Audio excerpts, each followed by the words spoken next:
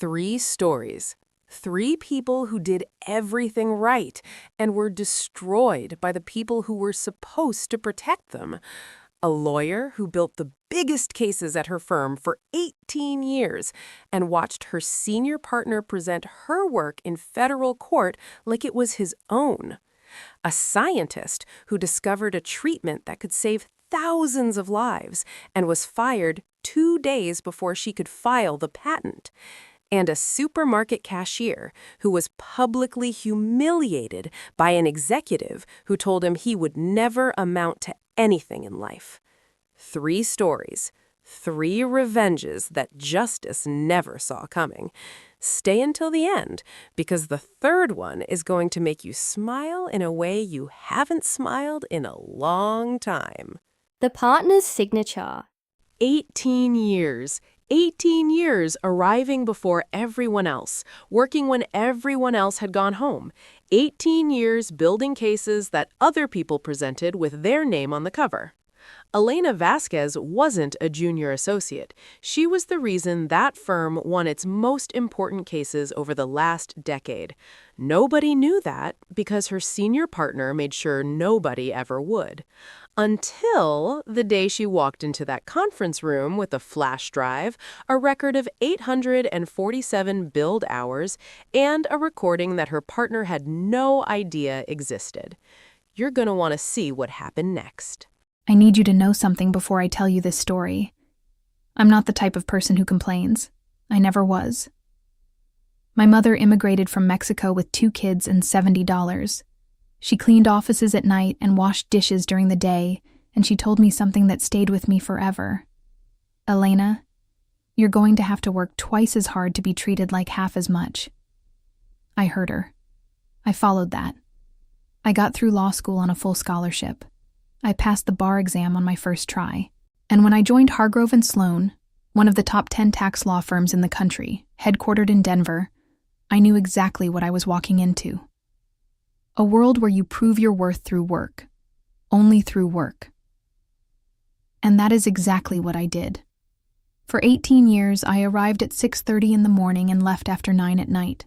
For 18 years, I built relationships with clients nobody else wanted to handle. Difficult clients, complex cases, situations where the margin for error was 0. And for 18 years, I worked alongside Douglas Hargrove III, son of the founder, senior partner, the face of the firm at every event, every conference, every profile in the Colorado Business Journal. Douglas was charming. Douglas was articulate. Douglas knew how to shake hands and make people laugh at the right cocktail parties. What Douglas did not know, what Douglas never knew, was how to do the work. In the beginning, I thought that was just how it worked. Senior partners set strategy, supervised, put their name on things. Associates did the heavy lifting. That was the hierarchy. But after the 3rd year, I started noticing something that kept me up at night. Douglas wasn't supervising my work. He was presenting my work. Every memo I wrote, he rewrote the cover with his name. Every strategy I developed, he presented to clients as if it had come to him during a morning run. Every time a client praised the quality of the work, Douglas accepted the compliment with a smile and said, "It's a team effort. Team effort. I was the team. I was the only member of the team. I started keeping records in year 3. Not because I knew I'd need them someday, but because something in me, maybe my mother's voice, kept telling me, document everything. I had a spreadsheet on my personal computer, outside the firm's network. Updated every Friday night. 847 hours billed on the Meridian Corp versus IRS case. The biggest federal tax case in Colorado that decade. 847 hours with my name on them, plus 312 hours on the Dunmore Energy case. 198 on the Patterson estate. 441 on the Bellingham class action. 2,800 hours of directly documented work. Cases that together generated nearly $12 million in fees for the firm. And on every single one of those cases, the responsible partner, the name on the cover, was Douglas Hargrove III. 18 years after joining Hargrove and Sloan, I was still a junior partner. I had more billed hours than any other attorney at the firm for 6 consecutive years. I had a 94% success rate in federal litigation. I had 3 clients who told me explicitly, in writing, that they only stayed with the firm because of me. But I was a junior partner because Douglas had blocked every one of my promotions for 5 years. I only found that out when the managing partner's secretary, a woman named Brenda, who had been at the firm for 22 years and whom I had always treated with genuine respect, sent me a text message on a Sunday night. "Elena, you need to know something. Call me tomorrow morning before anyone else gets in." Brenda told me everything at a coffee shop 3 blocks from the office, 7 in the morning on a Tuesday. Douglas had called a closed meeting with the other 3 senior partners. Without me, without any of the junior partners, 8 months earlier. In that meeting, he had formally proposed that Elena Vasquez was not partner material. She was excellent at execution but lacked strategic vision. The person who had developed the complete strategy for the Meridian case, the case that Douglas had personally argued in the federal court of the 10th Circuit 3 weeks earlier, with TV cameras in the room, lacked strategic vision. But there was more. Brenda had accidentally stayed on a Zoom call that Douglas didn't know was being recorded by the firm's automatic system. On that call, he told the Chicago partner, "Elena is too good to lose, but too good to promote. If she makes full partner, she becomes a competitor. As long as she stays junior, she's an asset. An asset. Not a colleague, not an attorney. An asset he controlled." I sat in my car for 40 minutes after that coffee. I didn't cry. I didn't text anyone. I didn't call my sister. I sat there and let the anger do its work, because anger, when you use it right, isn't destruction. It's fuel. And then I started thinking like a lawyer. I had 847 documented hours on Meridian. I had the original strategy, written by me, with creation timestamps in the file metadata. I had internal emails where Douglas asked me to refine the legal theory, which in his language meant write it from scratch while I presented as my idea. What I didn't have yet was the recording Brenda had mentioned. But there was something Douglas didn't know about me. I had been a federal tax attorney for 18 years, and Colorado is a one-party consent state for recorded conversations. I just needed to be present. Over the next 3 weeks, I kept doing exactly what I had always done. Arrived early, worked late, delivered everything on time. The only difference was that I now carried a digital voice recorder in my blazer pocket every time I walked into a meeting with Douglas. Colorado is one-party consent. I was one of the parties. Everything within the law. In the second week, Douglas called me into a meeting about the Patterson case, a case where I had written all the strategy memos, to brief me on the next steps he had developed. I listened in silence while he described, word for word, the strategy I had documented 3 months earlier. Same structure, same arguments, same case citations. I let every second record. In the third week, the managing partner, David Lowe, who had been at the firm for 30 years and whom I genuinely respected, called me in for a conversation. "Elena, we need to talk about your trajectory here at the firm. I knew what was coming." Douglas had laid the groundwork. The conversation would be about cultural fit and strategic leadership, the words that men in firms use when they mean you're getting too big to control. David was direct. There was a proposal to restructure the firm's portfolio. Elena's junior partner position would be eliminated. She could accept an of-counsel position, technically still associated with the firm, but no path to full partner, no profit sharing, no vote. Or she could receive an honorable separation with 6 months of salary. 18 years. 6 months of salary. David gave me until Friday to decide. It was Tuesday, 2:30 in the afternoon. I left David's office, went straight to the bathroom, locked the stall door, and stood there for 3 minutes. 3 minutes. Then I walked out, went to my desk, connected to my personal computer through my phone via VPN, and opened the spreadsheet I had maintained for 15 years, 847 hours, Meridian case. Douglas Hargrove III on the cover. The Meridian case had been decided by the 10th Circuit 6 weeks earlier. A historic victory. The Colorado Business Journal had run a cover story with Douglas's photo under the headline, "The Man Who Beat the IRS." I was in the photo, second row, out of focus. But I had something Douglas didn't know I had.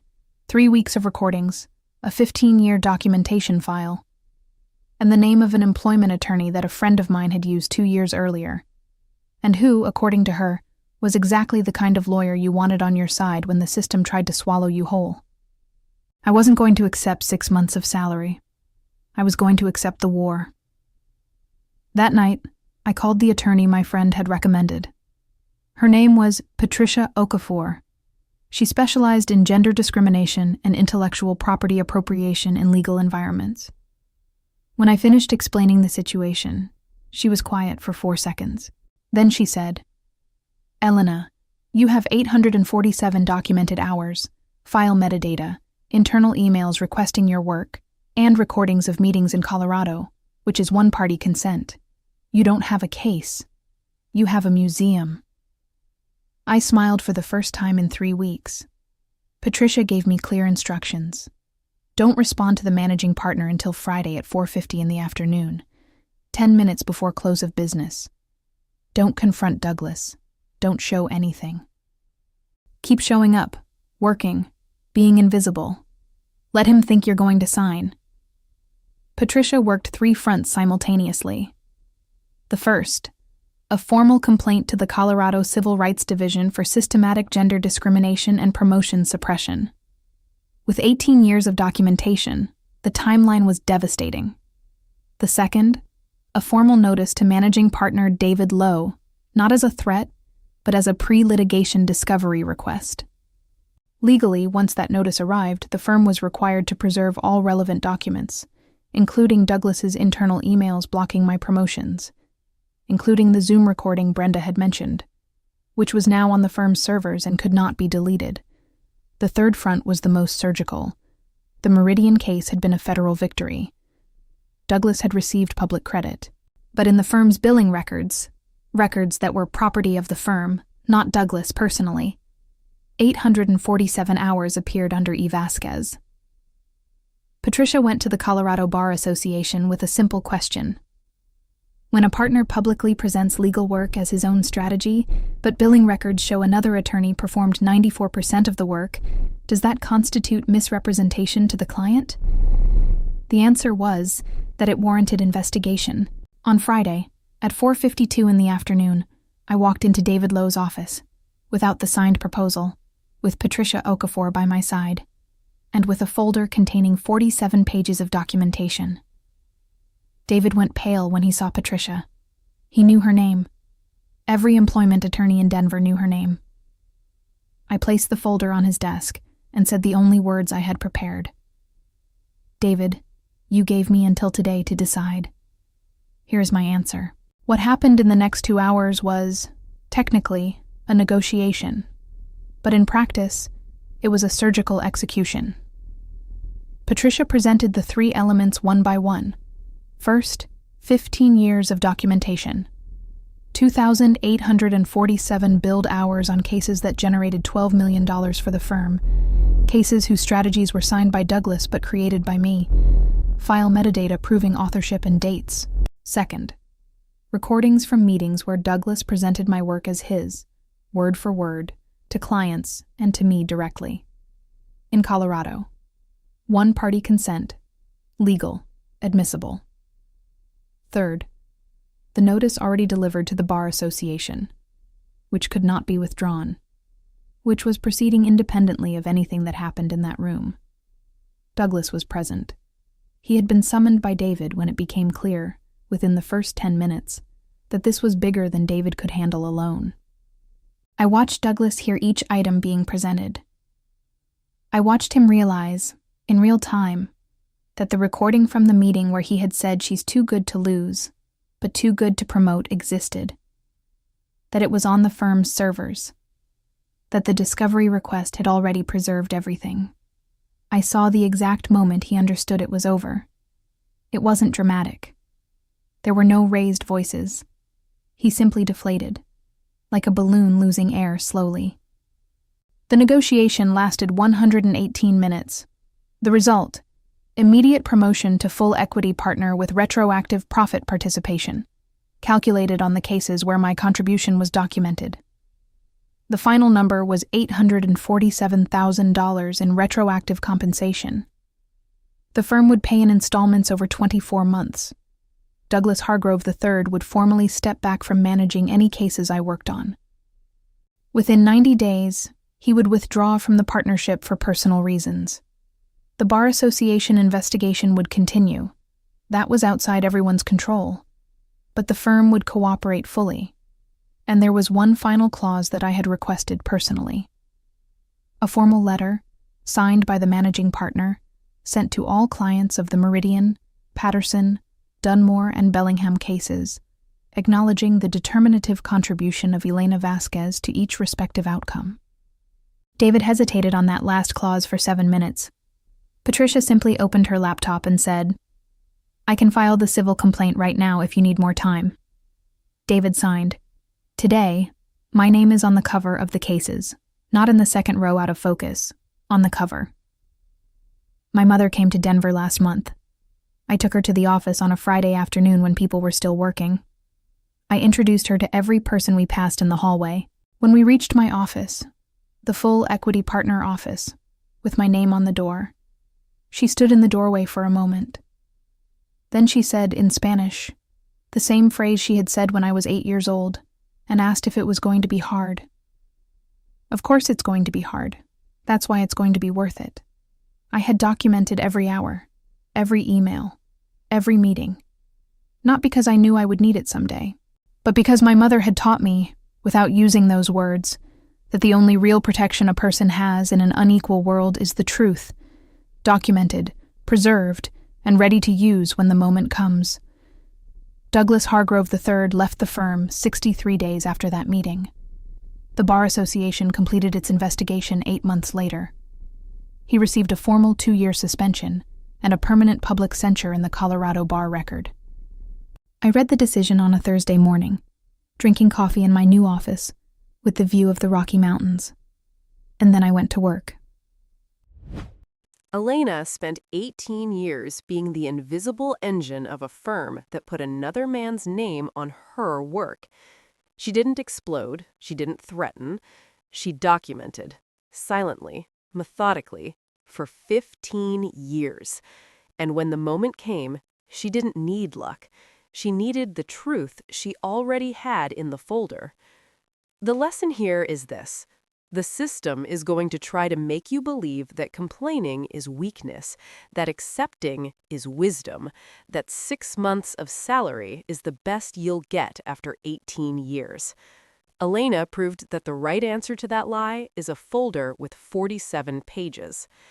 But the next story is going to show you something different, because Elena fought with documents. The woman you're about to meet fought with a patent, and the company that tried to steal it invested $200 million trying to prove they could do it without her.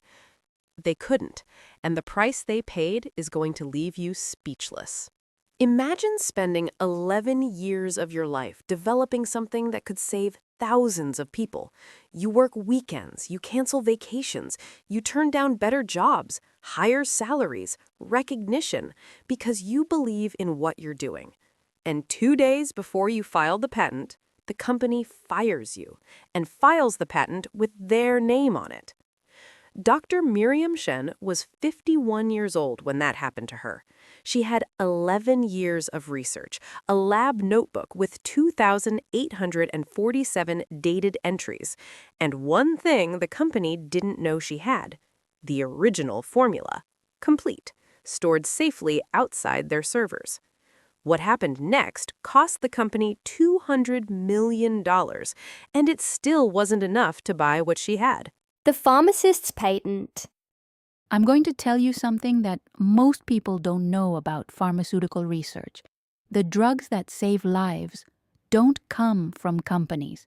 They come from people, from specific scientists with specific obsessions who spend years, sometimes decades, on a single question. My question was about bacterial resistance. My name is Miriam Chen. My family immigrated from Taiwan when I was 7 years old. My father was a lab technician at a hospital in Pittsburgh, and he used to take me to work with him on Saturdays when I was a child. I grew up between microscopes and centrifuges. At 29, I joined Vantara Pharmaceuticals as a senior researcher. It was 2002. I had a PhD in biochemistry from Pitt and an idea that had stayed with me since my dissertation. A new class of compounds that could bypass the resistance mechanisms of the most dangerous bacteria in the world, not kill the bacteria directly, but disarm it, make it vulnerable to antibiotics that already existed and had lost their effectiveness. It was a radical idea. Most of my colleagues thought it was unlikely. I thought it was the most important thing I could possibly work on. I spent 11 years on that research. 11 years that included 847 compounds tested, 23 formulations discarded, and 4 scientific publications, all under Vantara's name, as my contract required, but with my name as lead author.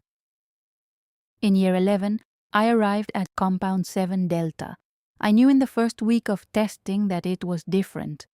The numbers didn't lie. In controlled laboratory conditions, 7 delta deactivated the resistance mechanisms in 6 of the 8 bacterial strains most dangerous bacteria classified by the CDC as urgent threats, including carbapenem-resistant Klebsiella pneumonia, a bacteria that killed 50% of the patients it infected in hospital settings and for which there was no effective treatment. I had found an answer to it. I documented everything in my physical lab notebook, standard Vantara protocol, with a dated entry for every experiment. 2,847 entries over 11 years. The complete progression of the work from the first compound to 7 delta, and I initiated the internal process for patent filing.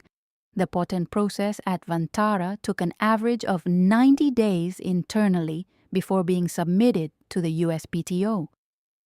I submitted my internal request in March. In April, I was called into a meeting with the VP of Research and Development, a man named Stephen Garrett.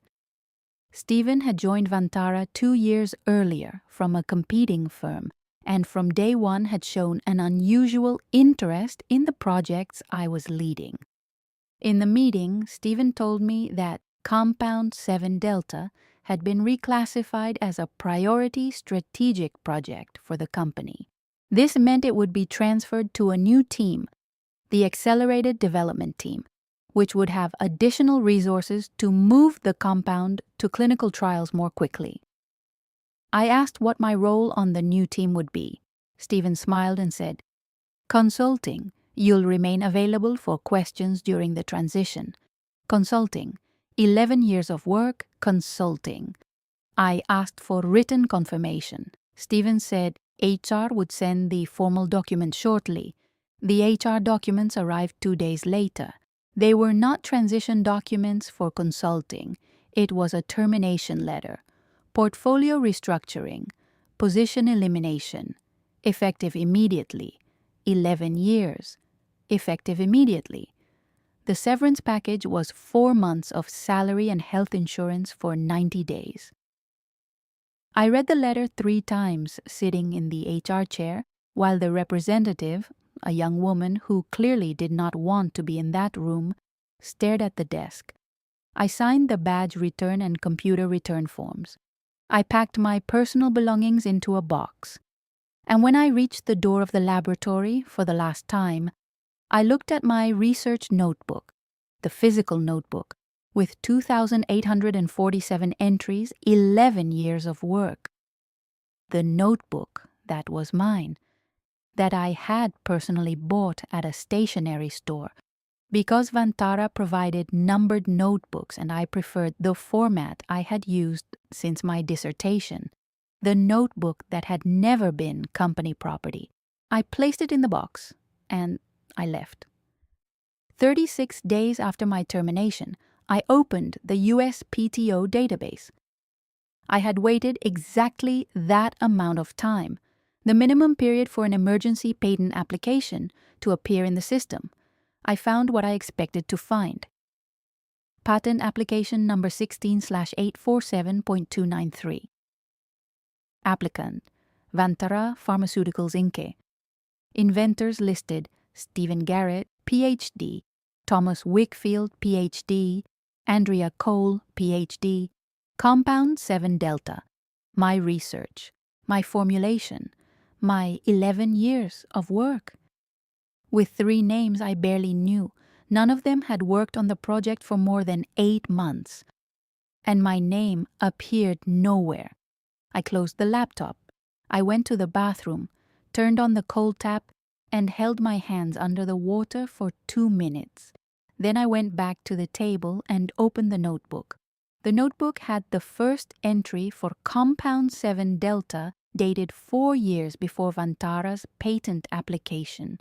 4 years, every step of the development, every formulation adjustment, every test result, all dated, signed by me, and in many entries co-signed by the lab colleague who had witnessed the experiments.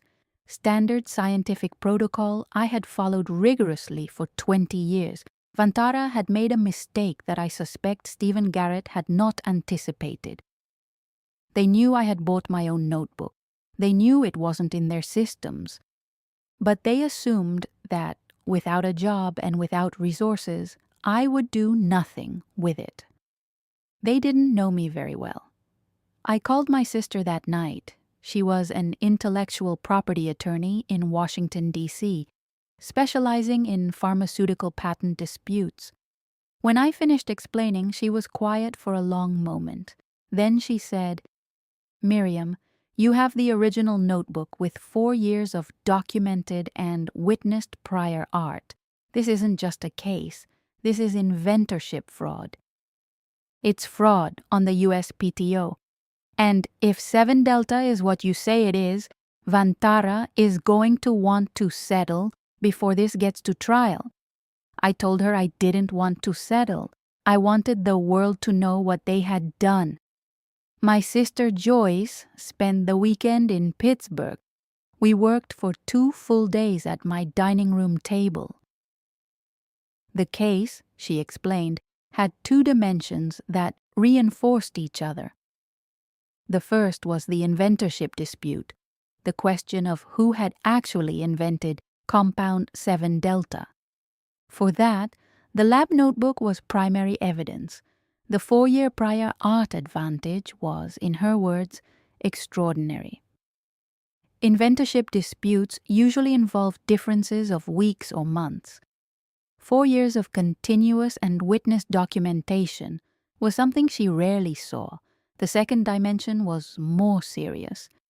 Vantara had listed inventors who were not inventors. Under U.S. patent law, that is fraud on the USPTO. Not just administrative irregularity, but deliberate federal fraud that can result in complete patent invalidation and criminal liability for the signatories. Joyce filed the inventorship challenge at the USPTO the following Monday. And then we waited. Vantara took 11 days to respond. The response was what Joyce had predicted, a settlement offer, confidential, with a number that had a lot of zeros. Joyce called me when she received the offer. I asked how much. She said the number. I was quiet for a moment. Then I asked, "What if I say no?" Joyce said, "Then we go to trial. And they know that if it goes to trial, the notebook will be entered into the public record. The USPTO fraud will be part of the judicial record, and the name 7 Delta will be forever associated with a scientific theft scandal instead of a legitimate discovery." I said, then we go to trial." Joyce was quiet for 3 seconds. Then she said, "I was hoping you'd say that." The trial was scheduled for 18 months after the initial filing. 18 months that Vantara used to try to wear me down. They tried 3 times to renegotiate the settlement with increasingly larger amounts, with increasingly comprehensive NDAs. The third offer was $42 million. $42 million for me to sign a paper saying I had never worked on Compound 7 Delta, so that Stephen Garrett's name would remain on the patent forever, so that the fraud would stay buried. I refused all 3 offers because there was something Vantara didn't understand about me. I wasn't doing this for the money. I was doing it because there were other researchers, right now in other laboratories at other companies, who were having their work stolen in exactly the same way, who didn't have a sister who was an IP attorney, who didn't have 11 years of meticulously documented notebooks, who had nothing but the certainty that they had done the work. If I accepted the settlement and signed the NDA, no one would ever know what Vantara had done, and they would do it again. The trial lasted 8 days. On day 3, Joyce presented the notebook. Not a digitized copy, not a photograph. The original physical notebook, black cover, the name M. Chen handwritten on the front, 2,847 dated entries covering 11 years of continuous work.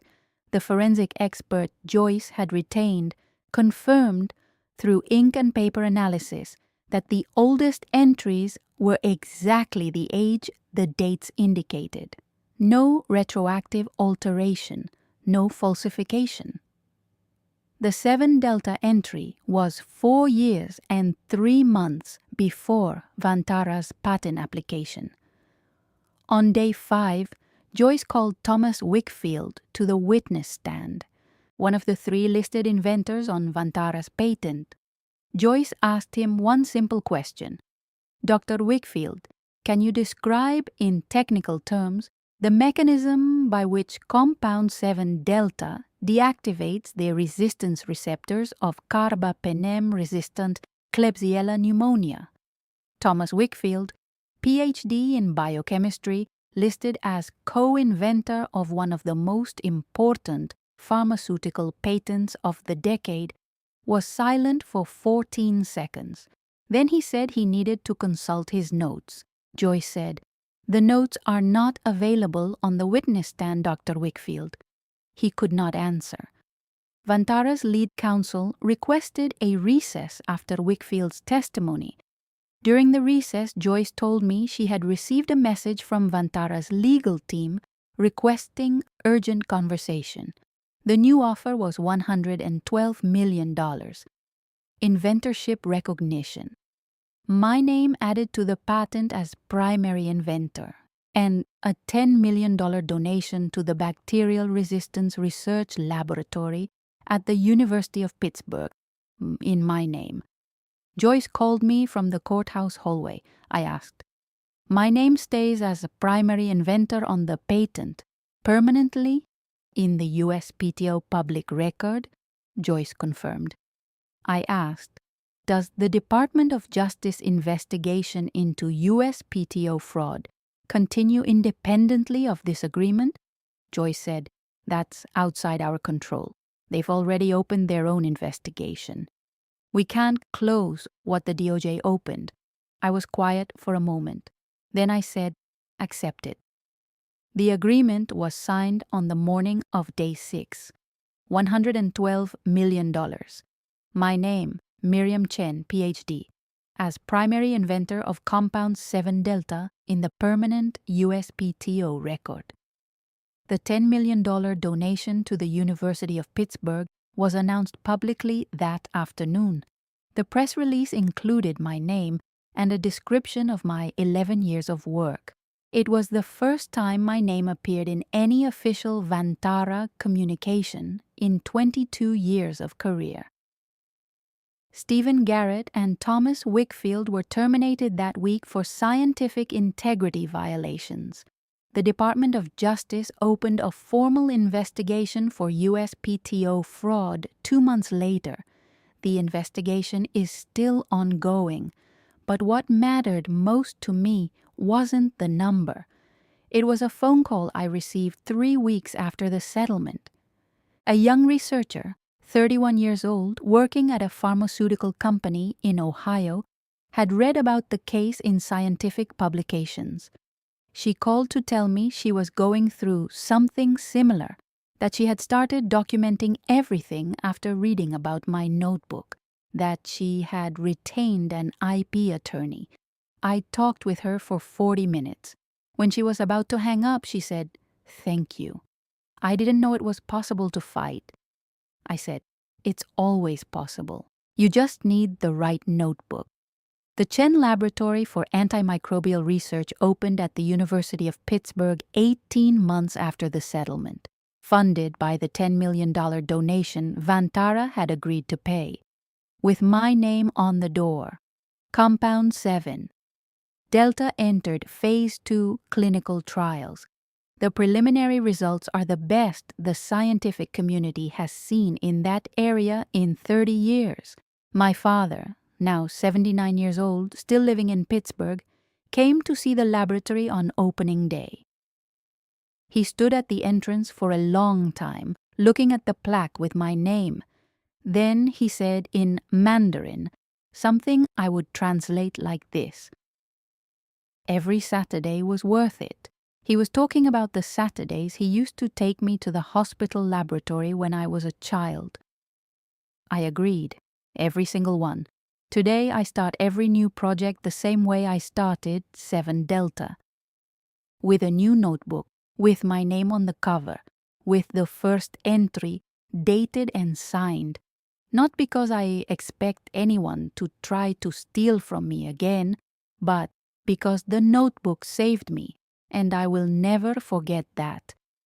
Vantara invested $200 million between legal costs and the settlement, trying to prove they could do in months what I had done in 11 years.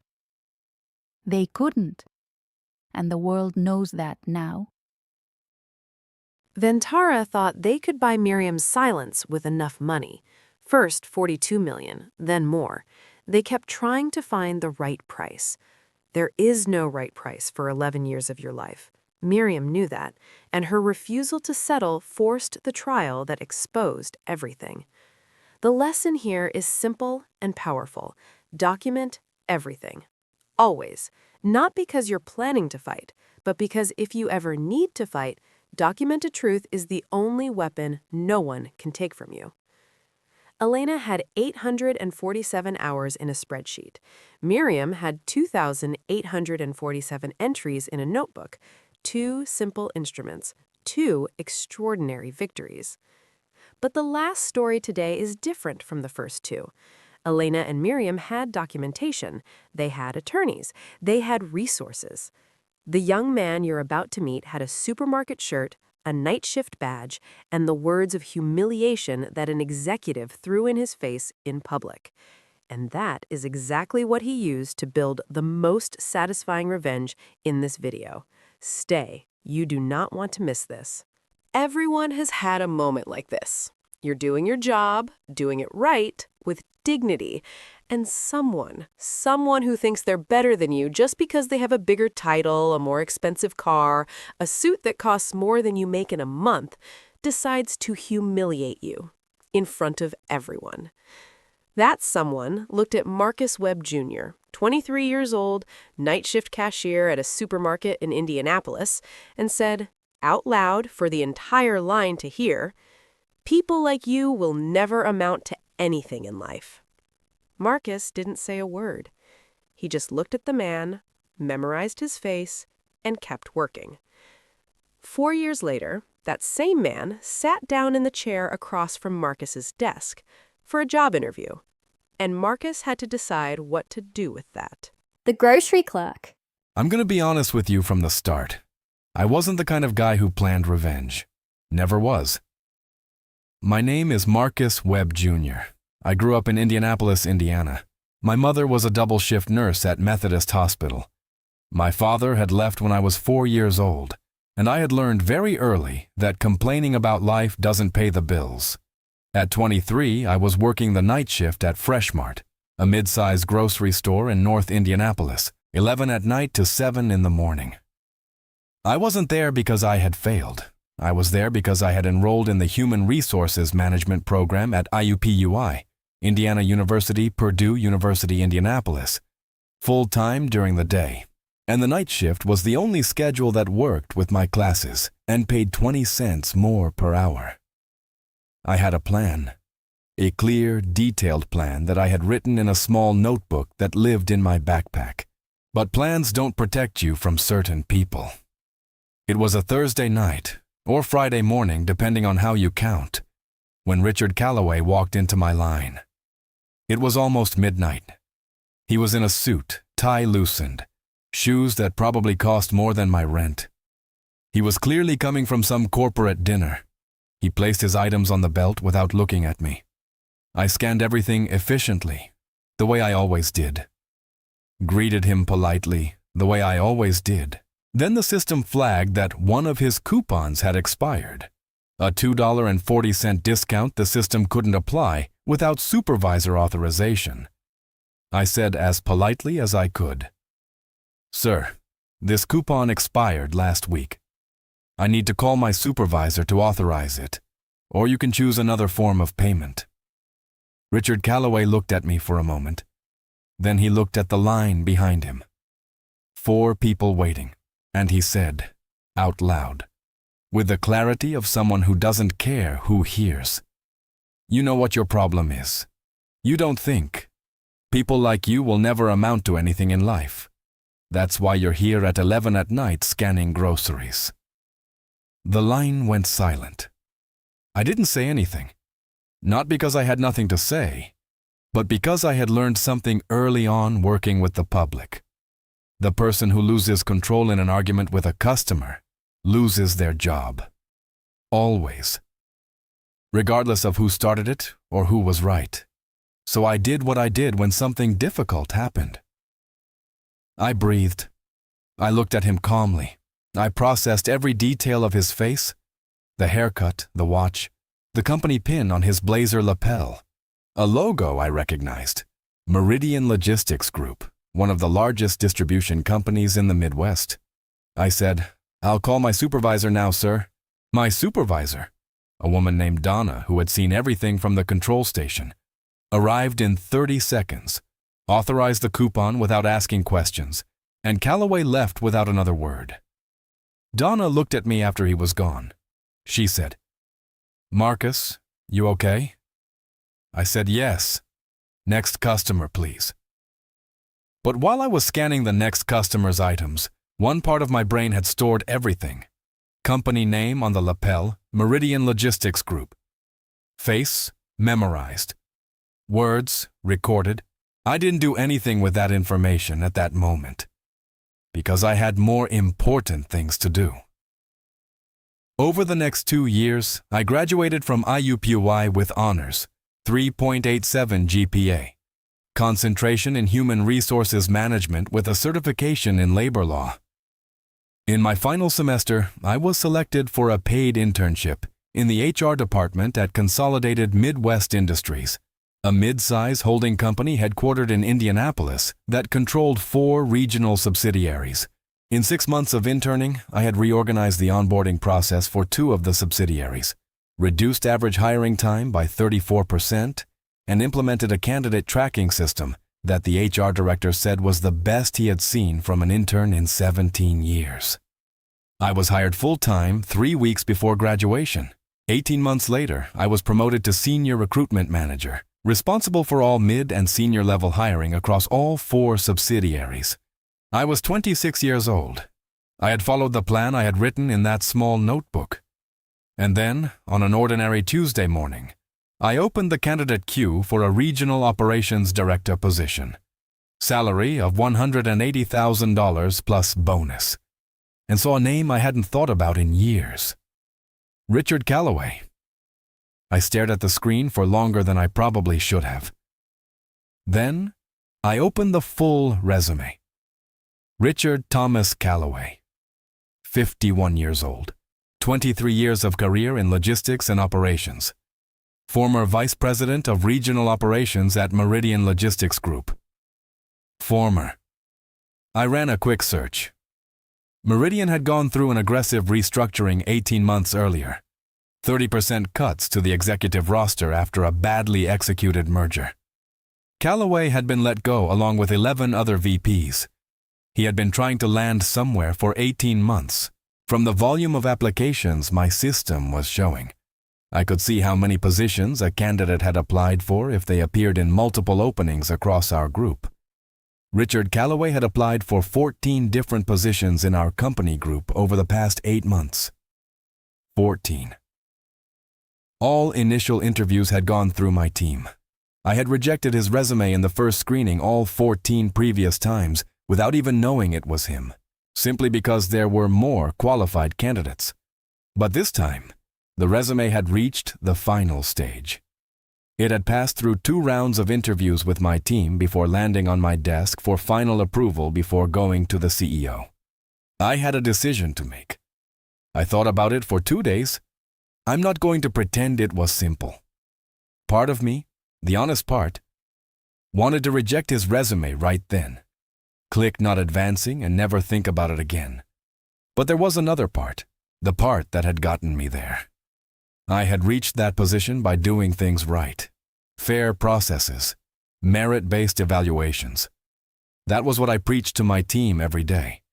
It was what I had built over the last 3 years. If I rejected Calloway because of what happened in a supermarket at 11 at night 4 years earlier, without him knowing, without anyone knowing, I would be exactly the kind of person I had spent my life trying not to be. So I made a different decision. I advanced his resume to the final stage, and I would conduct the interview myself. On the morning of the interview, I arrived 40 minutes early. I organized the room, put water on the table, reviewed the questions I had prepared. The same technical and situational questions I used for all director-level candidates. No exceptions, no adjustments. At 9 sharp, my assistant brought in Richard Calloway. He entered the room with the posture of someone who had done many interviews over the last 18 months. Confident on the surface, but with that subtle tension in the shoulders that I had learned to recognize. The tension of someone who needed this job. He extended his hand. Richard Calloway, thank you for the opportunity. I shook his hand. Marcus Webb, Senior Recruitment Manager. Have a seat. He sat down, opened the notepad he had brought, adjusted the visitor badge on his lapel, and then he looked at me with the attention people give when they're trying to remember where they know someone from. I saw the exact moment he couldn't place it. I didn't help him. I started the interview. The interview lasted 55 minutes. Calloway was technically competent. That was undeniable. 23 years of experience in logistics operations. He knew the systems, knew the processes, knew the market. But something became evident in the first 20 minutes. When I asked questions about team management, how he had handled conflicts, how he motivated people in operational roles, how he treated employees at lower levels in the hierarchy, the answers were generic. Corporate. The kind of answers someone gives when they have never really thought about how they treat the people below them. On the 30th question, I asked the one I had specifically prepared for this moment. Richard, in your experience, how do you believe senior leaders should treat employees in operational positions? Cashiers, warehouse operators, floor staff. What is the philosophy that guides your interactions with those people? He gave me the standard corporate answer. Respect is fundamental. Everyone contributes to the outcome. I wrote it down. I didn't say anything. Then I put my pen on the table and said, Richard, I need to tell you something before we continue. Richard Calloway stopped writing in his notepad. He looked at me. I said, 4 years ago, I was working the night shift at Freshmart on Kessler Boulevard. I was a full-time university student during the day. You came into my line on a Thursday night with an expired coupon. When I needed to call my supervisor, you said out loud for the entire line to hear, "People like you will never amount to anything in life." The silence that followed was unlike any silence I had experienced in a conference room. Calloway went completely still. I watched him process it, watched the memory trying to surface, or maybe the understanding that he had said things like that to so many people in so many moments that he couldn't retrieve that specific one. I continued, in the same calm tone I had used throughout the interview. I needed you to know that before I give you my feedback on this interview, because what I have to say is about professional merit. And you deserve to hear it without any doubt afterward about what motivated my evaluation. Calloway opened his mouth, closed it. Then he said, in a voice that had lost all the corporate texture it had carried for the previous 55 minutes, I don't specifically remember that night. But that doesn't mean it didn't happen. It was the most honest thing he had said in the entire interview. I said, "Thank you for that." Then I opened my notepad to the evaluation page and said, "Richard, technically you are a strong candidate. Relevant experience, market knowledge, documented track record of results. But in the questions about people management, specifically about how you treat operational teams, your answers were generic and lacked real substance. For a regional operations director position at this company, where you would be supervising 340 employees across 4 states, the majority in line positions, that is a critical problem." I closed the notepad. My recommendation to the CEO will be not to advance your candidacy for this specific position. Not because of Freshmart, because of what I observed in this interview. Calloway was quiet for a long moment. Then he did something I had not anticipated. He said, "You're right, about the interview, and about Freshmart." He picked up his jacket from the chair. "Put it on. I don't know if this means anything now, but I'm sorry for what I said that night and probably for similar things I said at other moments to other people." He extended his hand. I shook it. He left. I sat in the empty room for a few minutes. I didn't feel the rush I might have expected to feel. I felt something quieter, something more solid. The feeling that I had done the right thing, not the easy thing, not the vengeful thing, but the right thing. And that, in the end, was the only victory that truly mattered. 3 weeks after that interview, I received an email. Sender, richard.calloway@gmail.com.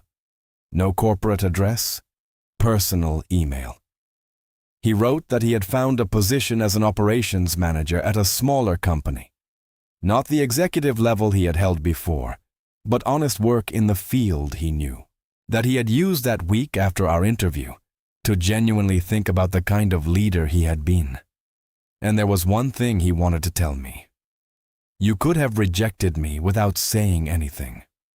You could have used that position to humiliate me the same way I humiliated you. You didn't do that. I don't know if you realize how much that weighed on me. But it did. I read the email twice. Then I wrote a short reply. Richard, good luck at the new job. Treat your team well. I sent it and closed the laptop. My mother always told me that real revenge isn't making the other person suffer. It's building a life so good that the humiliation they tried to put on you becomes irrelevant. I was 27 years old. I had a title on the wall, a team that respected me, a process I had built from the ground up. And I had faced the man who said I would never be anything, sitting on the right side of the table. Marcus could have destroyed Richard Calloway. He had the power to do it. He had the reason. He had the entire story on his side. He didn't do that. He did something harder and more powerful. He was fair, even with someone who had not been fair to him, even when nobody was watching, even when it would have been easy and understandable to do otherwise. And that act of integrity, telling the truth to the man who had humiliated him eye to eye, without anger and without unjust punishment, was what changed both of them. The lesson here? The best place to face the people who doubted you isn't in a fight. It's at the top, with calm, with class, with the life you built while they were betting you would fail. 3 stories today. A lawyer with 847 documented hours, a scientist with an 11-year notebook, and a supermarket cashier with a plan written in a small notebook and the determination to follow it. 3 people the system tried to erase. 3 people who refused to be erased. In the next video, you're going to meet someone who worked for 18 years at a family company and discovered, at the reading of the founder's will, that the owner had secretly planned for decades the biggest reversal in the company's history for her, without anyone knowing, not even her. If you want to see what happens when a man spends 20 years preparing a surprise that nobody expected, do not miss the next video. 3 stories, 3 completely different people, 3 completely different ways of fighting. Elena used the law, Miriam used science, Marcus used character. But all 3 had one thing in common. None of them waited for the system to be fair on its own. Each one of them created the conditions for their own justice. What strikes me most about these stories, and what I want you to take from here, is that none of them were perfect. Elena waited 18 years before she acted. Miriam turned down money that would have changed anyone's life.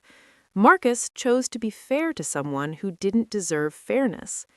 Those imperfect, human, difficult choices are exactly what makes them real and powerful. If you made it to the end, you know what to do. Hit like, share this with someone who needs to hear one of these stories today, and hit the bell because the next video is going to be even bigger. See you there.